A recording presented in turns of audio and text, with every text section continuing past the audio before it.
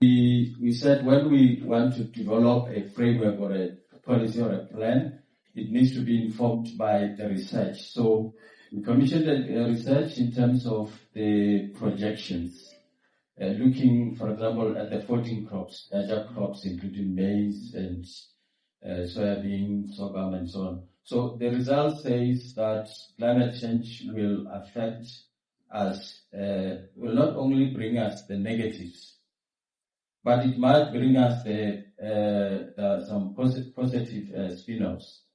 For example, the renewable energy, which is bringing some positive spin-off. And then, but the key thing is for us that if we reduce the emissions that are coming from agriculture, we need to do a balancing act. In other words, food security must not suffer. So we need to do it in such a way that we balance it, food production and reduction of greenhouse gases emissions. So those three things, adaptation, mitigation, and safeguarding food security, that is the key element of climate smart agriculture.